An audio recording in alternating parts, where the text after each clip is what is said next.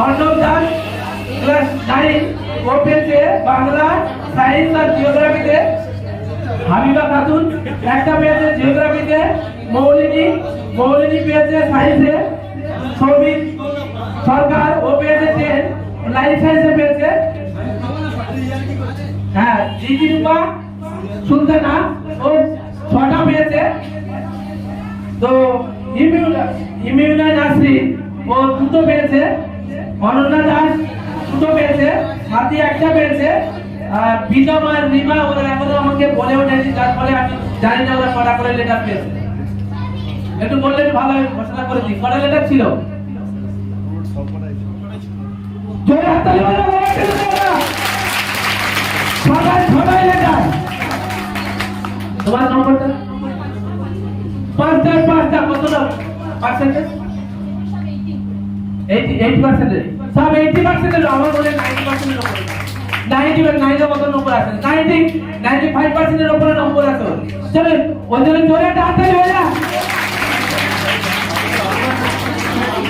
তো আমি আমাদের উপস্থাপক বা পরিচালনা করছেন আমাদের দীপিকা স্যারকে পরে মাইক আমি তুলে দেবো।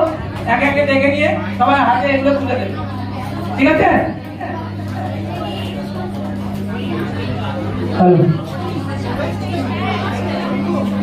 এত কিছু তো আমি জানতাম না যে টার্গেটে এত কিছু হয়। যারা নতুন এসেছি তারা আমাদের মাইক্রোফোনের আওয়াজ যতদূর যায় তারা অনেকেই জানে, অনেকেই অজ্ঞাত। যারা অজ্ঞাত তাদের জ্ঞাতার্থে টার্গেট টিউটোরিয়াল হোক, যার কর্ণধার জিয়ারুল এতক্ষণ করেছিলেন। তো সেই জিয়ারুল স্যারের জন্য একবার হাততালি চাইবো সবার থেকে। এত থাকে আর এই হাততালি।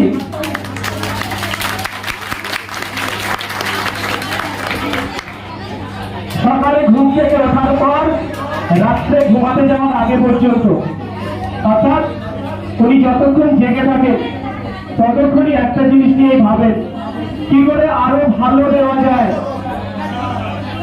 সামনে রেখে ওনার গুণ বিশ্লেষণ করছি এমন নয়, এটা অতি বাস্তব। ওনার সঙ্গে বেশ কয়েক বছর থেকে যেটা জেনেছি, উনি শুধু আদর্শ শিক্ষক নন, উনি একটা ইনস্টিটিউশন কি করে চালাতে হয় তার দক্ষ কারিগর। আর সেই সঙ্গে যারা ওনার সহযোগিতা করে তাদের জন্য আরেকবার হাততালি দিয়ে আমি পরের অনুষ্ঠানে যাব। আমাদের মধ্যে উপস্থিত আছে আমাদের মেশিনের বিশিষ্ট শিক্ষক শ্রদ্ধেয় মাজিদ স্যার।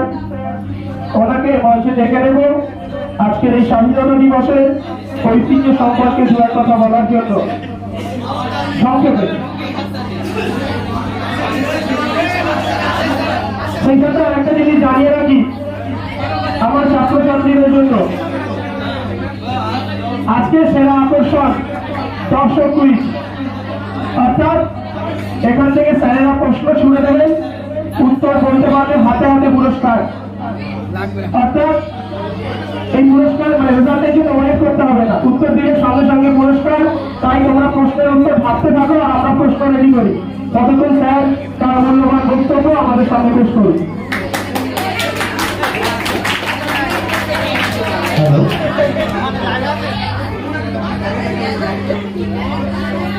উপস্থিত টার্গেট টিউটোরিয়াল হোমে আমাদের কর্ণধার জিয়াউলদা ও এই কোচিংয়ের বিভিন্ন শিক্ষক মণ্ডলী ও সম্মুখে উপস্থিত আমাদের প্রাক্তন ছাত্রছাত্রী কোচিংয়ের ক্লাস 12, ক্লাস 11, ক্লাস 10, 9 ও ক্লাস 8, 7 সকল ছাত্রছাত্রীকে আজ এই 15ই আগস্ট স্বাধীনতা দিবস উপলক্ষে এরকম একটা সুন্দর অনুষ্ঠানে একত্রিত হওয়ার জন্য সবাইকে ধন্যবাদ। সাথে সাথে বলবো সময় যেহেতু সংক্ষেপ, তবু একটা দুটো কথা বলবো। সালটা ছিল 1908। প্রত্যেকে দয়া করে একটু চুপ করো। সালটা ছিল 1908, যখন জেলা ম্যাজিস্ট্রেট অর্ডার করল যে ক্ষুদিরামকে ফাঁসি দেওয়া হবে। সেই 1908 সালে ক্ষুদিরাম 3টা আর্জি জানিয়েছিল। নাম্বার 1 বলেছিল যে আমাকে একটু মেদিনীপুরের হাবিবপুরে যে ওখানকার যে জল আমি সেই শৈশব থেকে খেয়েছি, সেই জল খাওয়ার জন্য আমাকে একটু দেয়া হোক, এই আর্জি প্রথম করেছিল ম্যাজিস্ট্রেটের কাছে।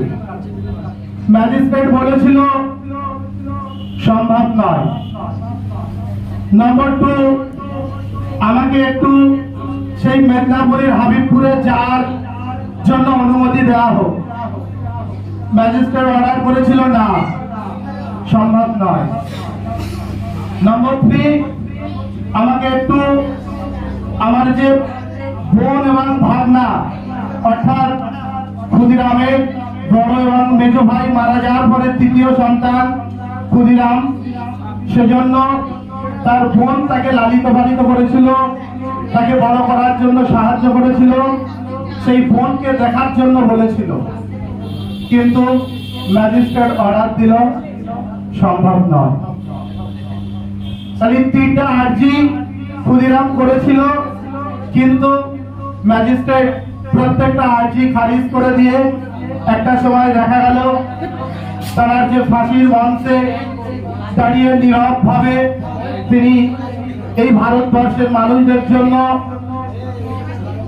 পরাধীনতার গ্লানি থেকে মুক্ত হওয়ার জন্য, যে স্বাধীনতার স্বাদ পাওয়ার জন্য তিনি তার আত্মবলিদান দিয়ে আমাদের কাছে ইতিহাস তৈরি করে গিয়েছে। আজ আমরা এই মুক্ত ভারতবর্ষে এসে আমরা স্বাধীনতা গ্রহণ করেছি, পেয়েছি, কিন্তু অবাধ স্বাধীনতা। অবাধ স্বাধীনতা মানে কি? অর্থাৎ যে স্বাধীনতার দ্বারা আমরা কোনো কিছু মানতে চাই না। অর্থাৎ আমরা শিক্ষকরা ঘোষণা করছি যে প্রত্যেকে একটু চুপ করো, চারিদিক থেকে বিভিন্ন দিক থেকে কলরব চলছে, এর নাম অবাধ স্বাধীনতা। পিতামাতা বলছে এই জায়গায় যাওয়া যাবে না, তার সন্তানটা চলে যাচ্ছে, অবাধ স্বাধীনতা। আমি শুধু এটুকুই বলবো, এই অবাধ স্বাধীনতা দেওয়ার ফলে অতিরিক্ত বর্তমান প্রজন্ম উচ্ছৃঙ্খল হয়ে যাচ্ছে। এই উচ্ছৃঙ্খল থেকে মুক্ত হওয়ার জন্য প্রত্যেককে আমি অনুরোধ করব। সাথে সাথে আজ এই 15ই আগস্ট আমাদের এই টার্গেট কোচিং সেন্টার থেকে যে সমস্ত কৃতি ছাত্রছাত্রীরা 80% প্লাস ততোধিক যে নম্বর নিয়ে তারা অ্যাচিভমেন্ট করেছে, তাদেরকে আমন্ত্রণ করা হয়েছিল, তারা অনেকেই এসছে। তাদেরকে আরেকবার আমার পক্ষ থেকে আন্তরিক শুভেচ্ছা ও ভালোবাসা ইত্যাদি জানিয়ে, এবং আমাদের এই কোচিং সেন্টার যে সমস্ত নিচের ছাত্রছাত্রীরা তাদের প্রচেষ্টা এবং আমাদের কোচিং এর কর্ণধার জিয়াউলদার অগাধ চেষ্টায় এবং অন্যান্য টিচারদের অগাধ চেষ্টায় এই যে একটা সুন্দর মুহূর্ত, সুন্দর একটা পরিবেশ তৈরি হয়েছে, সবাইকে আন্তরিক ধন্যবাদ দিয়ে আমি আমার সংক্ষিপ্ত বক্তব্য শেষ করছি।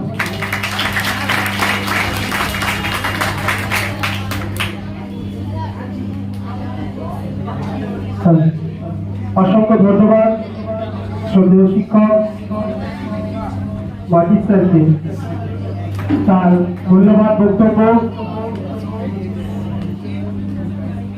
এখন আমরা আমাদের যে আকর্ষণ মূল অনুষ্ঠান সেখানে ফিরে যাব।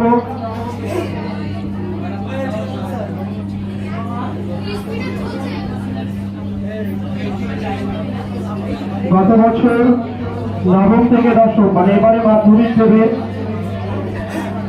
ক্লাস 9 থেকে 10-এ ওঠার সময় ইংরেজি, হিস্ট্রি, জিওগ্রাফি 3টে সাবজেক্টের লেটার মার্কস জেসমিনা খাতুন আমাদের এখানে উপস্থিত থাকলে তাকে মঞ্চের সামনে আসার জন্য বলবো। জেসমিনা খাতুন, জানিয়ে রাখি আমাদের কোচিং এর এক একটা রত্ন প্রতি বছরকে টপকে দেয়। মানে এবছর দিদি যদি বেশি পায়, পরের বছর আমি বেশি পাবো, এবছর দাদা যদি বেশি পায়, পরের বছর আমি বেশি পাবো। এরকম রত্নদেরকে আমরা এই টার্গেট টিউটোরিয়াল হোম থেকে তৈরি করি। তাদেরই মধ্যে একজন জেসমিনা খাতুন, যে আমাদের মধ্যে উপস্থিত, যাকে এবছর পুরস্কারে পুরস্কৃত করছে আমাদের কোচিং এর বিশিষ্ট শিক্ষক মাননীয় মঞ্জুর আলম স্যার। একবার জোরে হাততালি হয়ে যাক জেসমিনার জন্য। এরপরে নিশা, দশম শ্রেণীর ছাত্রী, গত বছর নবম থেকে দশম শ্রেণীতে ওঠার সময় জিওগ্রাফিতে লেটার মার্ক। নিশাকে মঞ্চে আসার জন্য ডেকে নেব।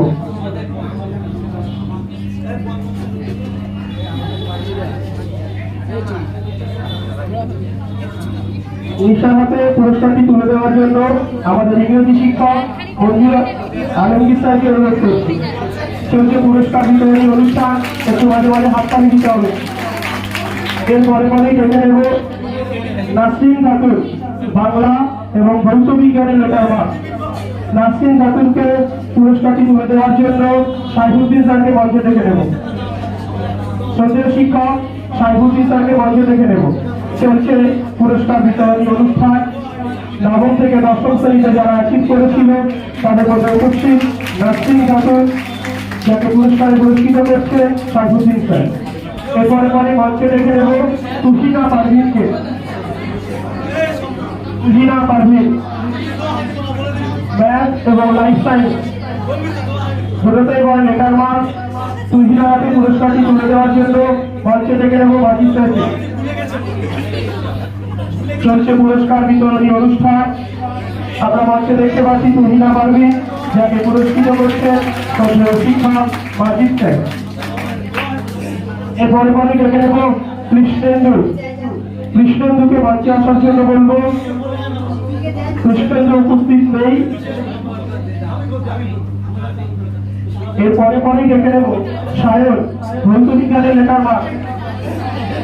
ভৌত বিজ্ঞানের লেটার মার্ক পুরস্কারে পুরস্কৃত করার জন্য আমিনুল স্যারকে অনুরোধ করব।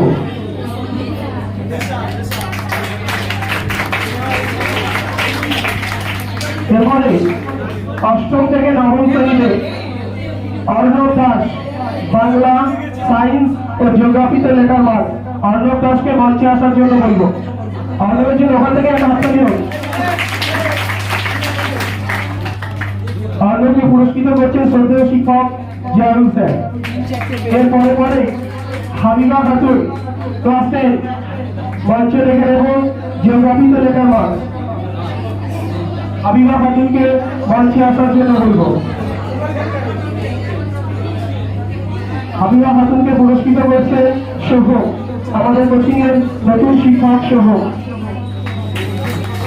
এরপর মৌলুনি, দশম শ্রেণী, মৌলুনিকে মঞ্চে আসার জন্য বলবো। মৌলুনি সায়েন্স গ্রুপে লেটার মার্ক পেয়েছে।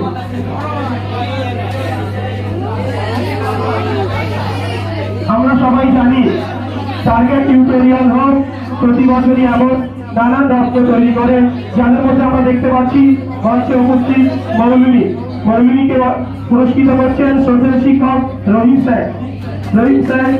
মৌলুনিকে পুরস্কৃত করছেন।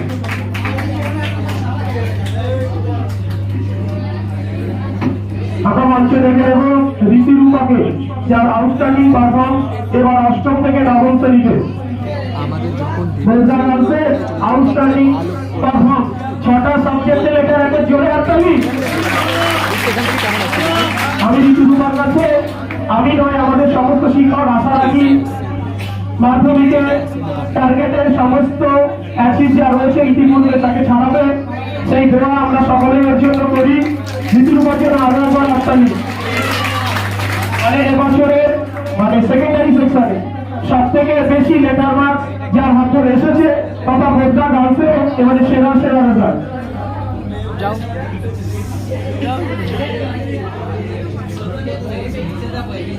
আচ্ছা, অনেকক্ষণ একঘেয়েমির মধ্যে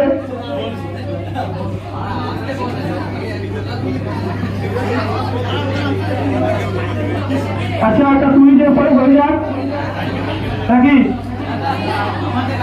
আমরা একটু আগে জাতীয় সঙ্গীত গাইলাম, যেহেতু স্বাধীনতা দিবস তাই প্রথম প্রশ্নটা দেশাত্মগত কিছু হয়ে যায়। একটু আগে জাতীয় সঙ্গীত গাইলাম। আচ্ছা তার আগে আরেকটা কথা বলে দিই, প্রথম কিন্তু আমরা ছোটদের থেকে উত্তর নেওয়ার চেষ্টা করবো, দিয়ে বড়দের দিকে আসবো না। হাত তুলবে কিন্তু আমরা চেষ্টা করবো ছোটদের থেকে ক্রমশ বড়দের দিকে আসার, যেহেতু ছোটদের একটু প্রাধান্য আগে দেওয়া উচিত। যে জাতীয় সঙ্গীত গাইলাম, এই জাতীয় সঙ্গীতটি গাওয়ার জন্য নির্ধারিত সময় কত? হাত তুলবে যারা পারবে। জাতীয় সঙ্গীত কত সময়ের মধ্যে গেয়ে শেষ করতে হয়?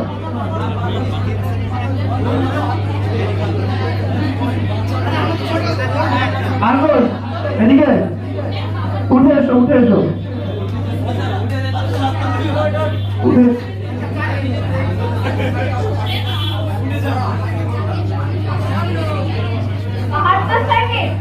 52 সেকেন্ড। মৌটুসি মান্না বলছে 52 সেকেন্ড। ঠিক আছে, উত্তরটাই নেওয়া হোক। নেওয়া হোক মানে ঠিক। তো মৌটুসিকে না করে হাততালি। আমি ভেবেছিলাম হয়তো পারবে না, মানে এরা দেশ ভালোবাসে। তো মৌটুসির হাতে আমাদের তরফ থেকে একটি ছোট্ট পুরস্কার আসার জন্য মৌটুসিকে আরেকবার অনুরোধ করবো। কলেজের অনুষ্ঠান মৌটুসিকে পুরস্কারটি তুলে দিচ্ছে। তাহলে জাতীয় সঙ্গীত শেষ করতে হয় যার নির্ধারিত সময় 52 সেকেন্ড।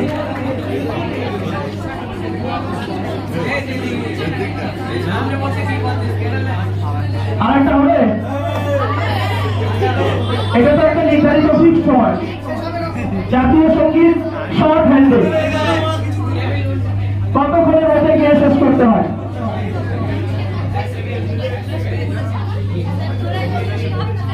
জাতীয় সঙ্গীত শর্ট হ্যান্ডে গাওয়ার জন্য কত সময় লাগে? নিশ্চয়ই শর্ট হ্যান্ড মানে হতে আরো কম সময় লাগবে, ক্লু দিয়ে দিলাম।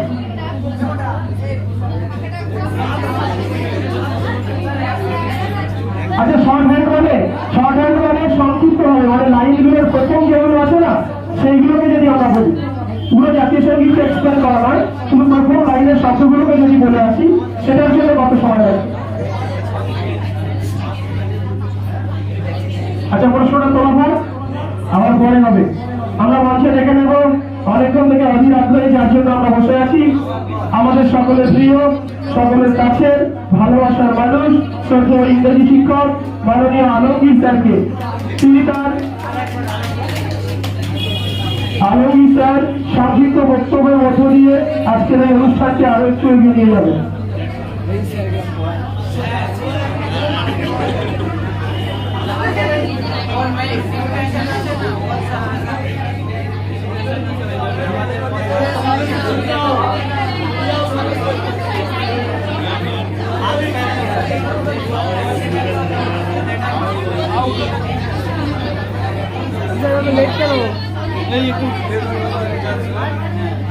Good morning, students.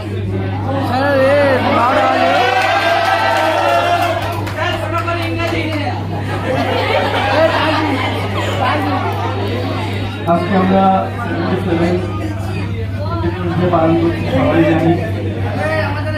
তার সঙ্গে আমাদের কোচিংয়ের কিছু কৃতি ছাত্রছাত্রীদের সংবর্ধনা অনুষ্ঠান পালন করছি। আসলে প্রত্যেক বছরই আমরা টার্গেট টিউটোরিয়াল এর পক্ষ থেকে এরকম অনুষ্ঠান আয়োজন করে থাকি। বিগত কয়েক বছর করোনার জন্য হয়তো আমরা পালন করিনি। আজকে একটু চুপ করবে। আজকে যে আমরা এই সবাই এই জায়গাটা বসে আছি, এটা আজকে যদি টার্গেট কোচিং সেন্টারটাই না থাকতো তাহলে হয়তো আমাদের এই জায়গায় বসার সুযোগ হতো না।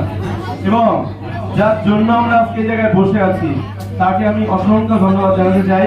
তিনি আর কেউই নন, আমাদের টার্গেট টিউটোরিয়াল কোচিংয়ের হেড অফ দ্য ডিপার্টমেন্ট জিয়াউদ্দা, এবং সঙ্গে আমাদের টার্গেট কোচিং সেন্টারের একটা স্টার শিক্ষক যারা বসে আছে। প্রত্যেকেই তোমাদের জন্য অক্লান্ত পরিশ্রম করে তোমাদেরকে 90% কারো 80% এখন ধরনের রেজাল্ট আমরা তোমাদের কাছ থেকে আশা করি। আমি বেশি কিছু বলবো না, সবই দু একটা কথা বলবো। আসলে আমরা প্রত্যেকেই জানি পড়াশোনা একটা পর্যায় পর্যন্ত আমরা ডিসিপ্লিনের মধ্যে থাকি, সেটা হচ্ছে ক্লাস 12 পর্যন্ত। আজকাল তুমি গ্রামে বা শহরে বা অ্যাভারেজ প্রায় জায়গা দেখে থাকবে গ্রাজুয়েশন আর এইচএস পাস ভাড়াও হচ্ছে অ্যাভারেজ সব জায়গায়, কিন্তু আমরা এইচএস এর পরে আর ভালো রেজাল্ট কাউকে দেখতে পাই না, কিন্তু এইচএস পর্যন্ত সবার ভালো রেজাল্ট দেখতে পাই। এটার কারণটা কি? তো একটু বিশ্লেষণ করলে আমরা বুঝতে পারি যে আসলে এইচএস পর্যন্ত আমরা একটা ডিসিপ্লিনের মধ্যে থাকি, আর এইচএস এর পর থেকে আমরা ডিসিপ্লিনের বাইরে চলে যাই।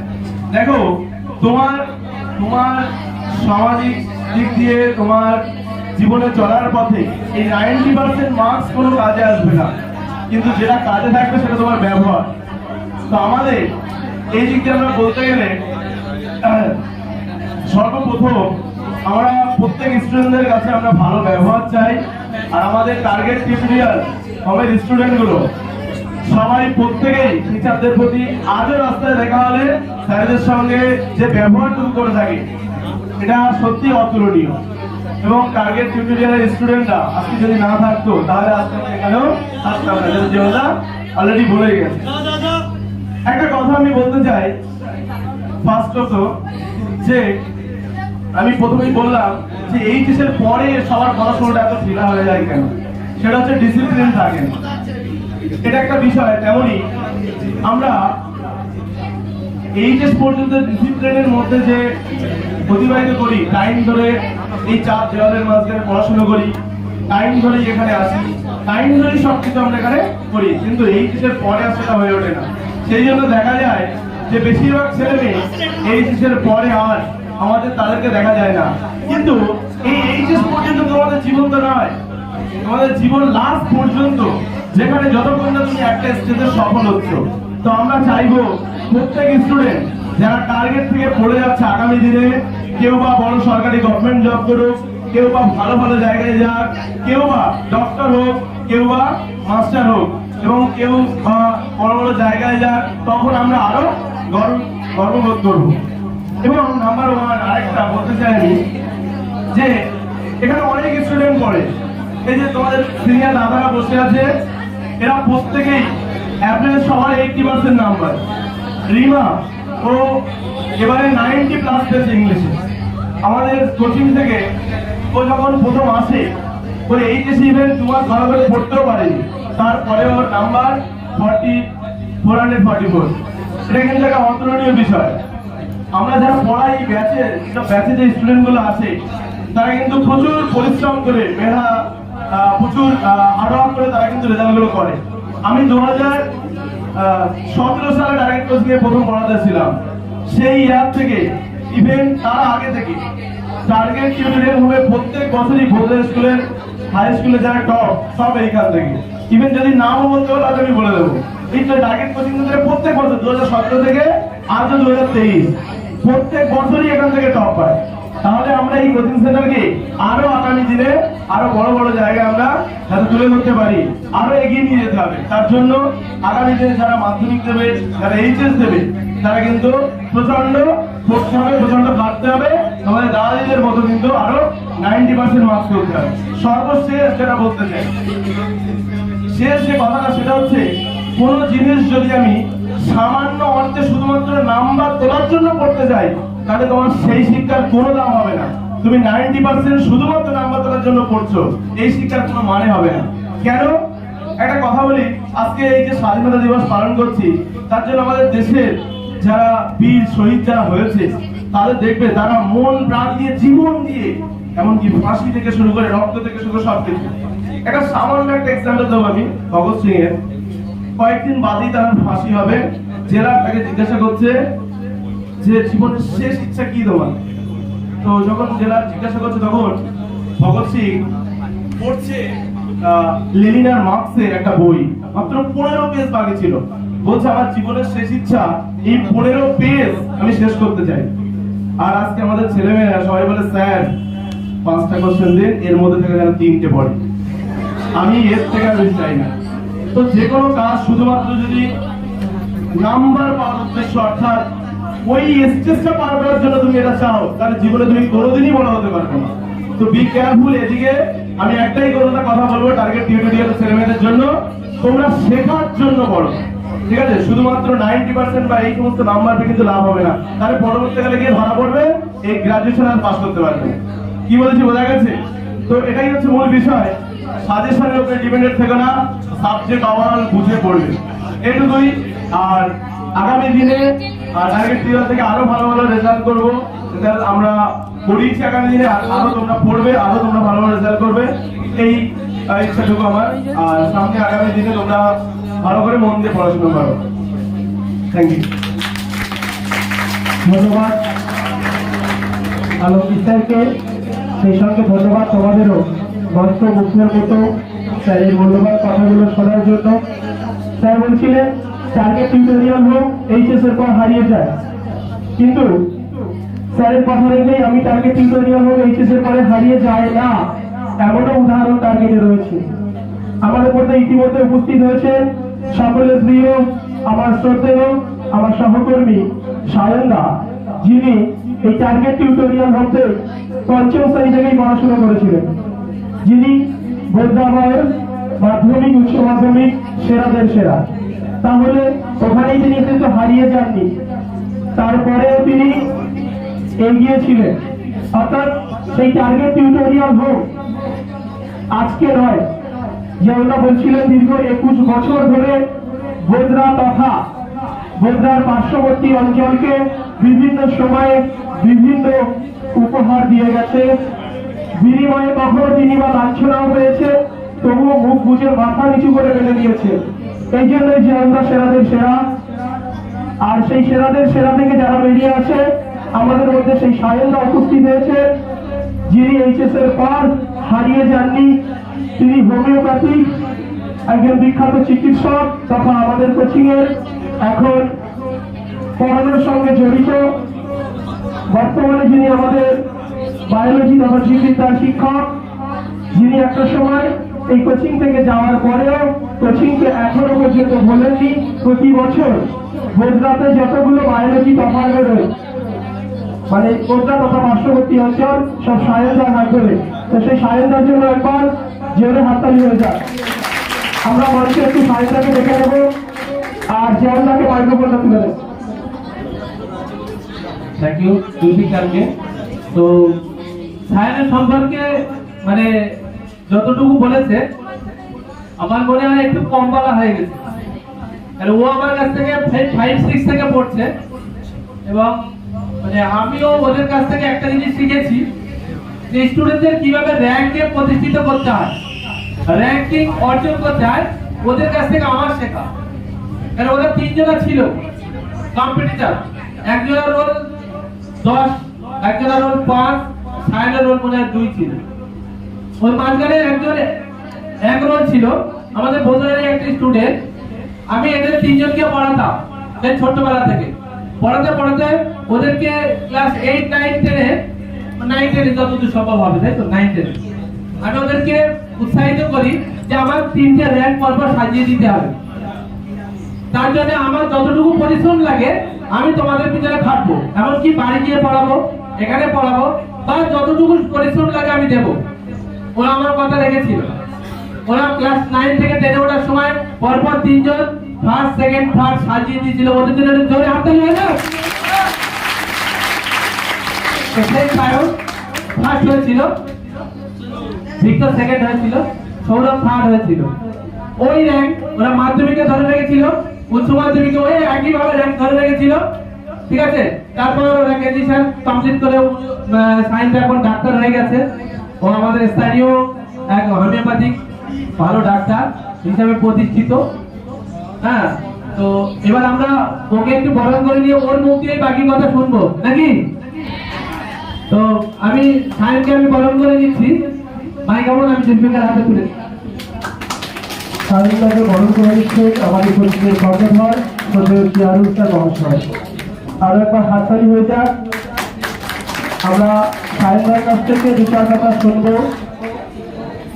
কিভাবে তিনি এই টার্গেট টিউটোরিয়াল হোম একটা সময় ছিলেন, এখনো আছেন, সেই সাথে আজকে স্বাধীনতা দিবসের ঐতিহ্য, সেই সম্পর্কে দু চার কথা বলার জন্য ওনাকে অনুরোধ করছি। এখানে উপস্থিত আমার সব ছোট ছোট ভাই বোন, আমি ছাত্রছাত্রী বলি না, আমি ভাই বোন বলি, কেননা আমি এই কোচিংয়ের যতটা টিচার তার থেকে আমি এই কোচিংয়ের এক স্টুডেন্ট। আমি সেটাকেই বলে নিজেকে গর্ববোধ করি যে আমি কোচিংয়ের এক স্টুডেন্ট। টিচার হতে পেরেছি সেটা উপরি পাওনা। তো স্বাধীনতা দিবস সম্পর্কে তোমাদের নতুন করে বলার কিছু নেই, তোমরা সব কিছুই জানো, সেটা নিয়ে বলছি না। তবে এই কোচিংয়ের স্বাধীনতা দিবস উদযাপন একটা মানে গৌরবান্বিত একটা ঘটনা, এর বিশাল বড় ইতিহাস আছে। এবং প্রতিবারই স্বাধীনতা দিবসের দিন আমি একটু নস্টালজিক হয়ে যাই, সেই 12 বছর 14 বছর 15 বছর আগের কথাগুলো মনে পড়ে যায়, ফিরে যাই সেই ছেলেবেলাতে। খুবই ভালো লাগে। মানে একটা সময় আমি তোমাদের মধ্যেই বসেছিলাম, তখন এখানে কুইজ হতো, কুইজে জিয়ারুদা বা তৎকালীন সময়কার যে টিচাররা ছিলেন তারা ফ্লাইং কুইজ করতেন, অ্যান্সার দিতে পারলেই পুরস্কার। তো সেই সব দিনগুলোর কথা মনে পড়ে যায়। এখানে সুন্দর করে নাটক হতো, তারপর বহু উত্থান পতনের ইতিহাস গড়িয়েছে, গঙ্গা দিয়ে অনেক জল বয়ে গেছে। এই কোচিংয়েরও অনেক উত্থান হয়েছে, পতন হয়েছে, আবার উত্থান হয়েছে, ঘুরে দাঁড়িয়েছে, ভেঙে পড়েছে, আবার ঘুরে দাঁড়িয়েছে।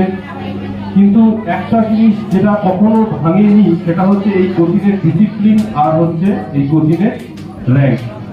এই কোচিং সর্বদাই শুধু গোদরা নয়, ভাঙড় থানার মধ্যে একটা বিশেষ র্যাঙ্কে দাঁড়িয়ে রয়েছে। ভাঙড় থানার যে কোনো জায়গায় গিয়ে, মানে আমি ভাঙড় থানা বলতে এই বর্তমান ভাঙড় থানাকে বলছি না, অবিভক্ত ভাঙড় থানা, যখন ভাঙড় কাশীপুর একসাথে ছিল, বিশাল বড় এলাকা ছিল, এই অবিভক্ত ভাঙড় থানার মধ্যে এই টার্গেট টিউটোরিয়াল হোম চিরকাল 1 নম্বরে ছিল এবং আজও আছে, এবং আমি মনে করি ভবিষ্যতেও 1 নম্বরেই থাকবে। আমার পূর্ববর্তী সময়েও 1 নম্বরে ছিল, আমার সময়েও ছিল, এবং পরবর্তী সময় তোমাদের জেনারেশন দিয়েও সেই 1 নম্বরেই থাকবে। আর একটা জিনিস দেখে খুব ভালো লাগে যে এই শিক্ষা প্রবাহটা খুব সুন্দরভাবে এগিয়ে চলছে কোচিং দিয়ে। কোচিংয়ের উত্থান পতন থাকতেই পারে, স্টুডেন্টের সংখ্যার উত্থান পতন থাকতেই পারে, কিন্তু শিক্ষা প্রবাহের কোনো উত্থান পতন নেই। আমাদের কোচিংয়ের যে স্টুডেন্ট টিচার রিলেশন, তারও কোনো উত্থান পতন নেই, সেটাও একই প্রবাহে চলেছে। আমি হচ্ছি এই কোচিংয়ের 2nd generation teacher. 1st generation teacher হচ্ছে জিয়ারুদা, আমি 1st generation student, 2nd generation teacher. 2nd generation student হচ্ছে তোমরা বা সোহম বসে আছে, 2nd জেনারেশন স্টুডেন্ট, এখনো 3rd জেনারেশন টিচার হয়েছে। এতে করে কি হয় জানো তো, স্টুডেন্ট টিচার সম্পর্ক অত্যন্ত ভালো হয়।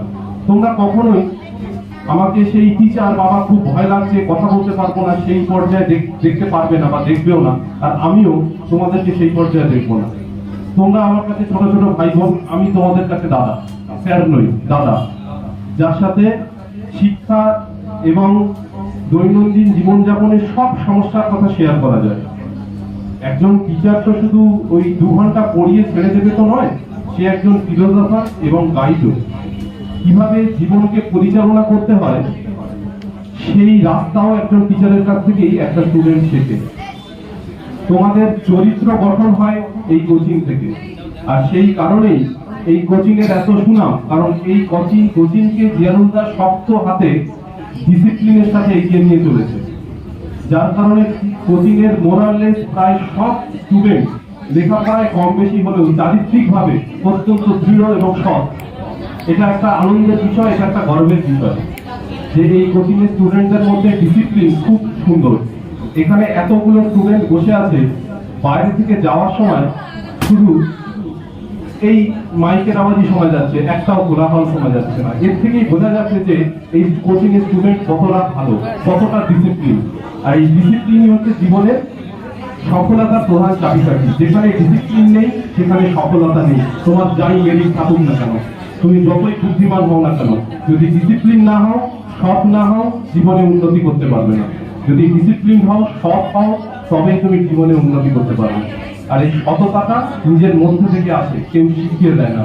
সততাটা নিজেকে উপলব্ধি করতে হয়, সেটা সেই উপলব্ধিটা এই কোচিংয়ে এসে তোমাদের আসছে, একজনকে দেখে আসছে, টিচারদের দেখে আসছে, এবং সেই সততার প্রধান মুহূর্তটা যেটা আমরা দেখে আসছি, কোচিংটাকে দাঁড় করিয়ে রাখছে, তিনি হচ্ছেন আমাদের জিয়ারুদা। তার জন্য একটা জোরে হাততালি হয়ে যায়। আমি আর বেশি কথা বলবো না, অল্প কথাতেই আমি আমার বক্তব্য শেষ করবো। শুধু এটুকুই বলবো যে আগামী দিন যেন এইভাবে শিক্ষা প্রবাহটা বজায় থাকে, কোচিং এর র্যাঙ্কে, কোচিং এর ডিসিপ্লিনে, কোচিং এর নাম্বারে, কোচিং এর সুনামে যেন কোনোদিন ভাটা না আসে, চিরকাল যেন এইভাবেই জোয়ার বইতে থাকে। নমস্কার। ধন্যবাদ শারদাকে, তার অতীত গৌরব, অতীতের স্মৃতিচারণা, সেই সঙ্গে বর্তমানের পথ চলা, নানান উপদেশ বা বলতে পারি নানান অভিজ্ঞতা আমাদের সাথে শেয়ার করার জন্য, সেই সঙ্গে ওনার মূল্যবান সময় থেকে কিছু সময় আমাদের সাথে দেওয়ার জন্য আরো একবার ধন্যবাদ। এখন আমরা আমাদের অনুষ্ঠানের আরেকটি পর্বে পদার্পণ করব।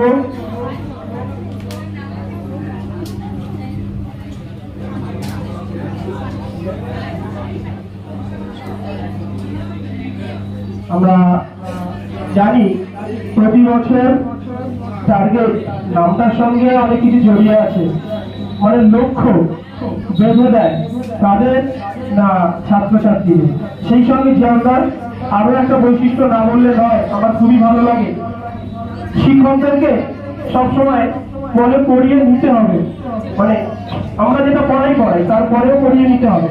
ওই জন্য আমাদের তো কৃতিত্ব আছে সেটা ঠিক, তার থেকেও অশেষ মানে যদি কিছু বেশি কৃতিত্ব থাকে সেটা জরুরি।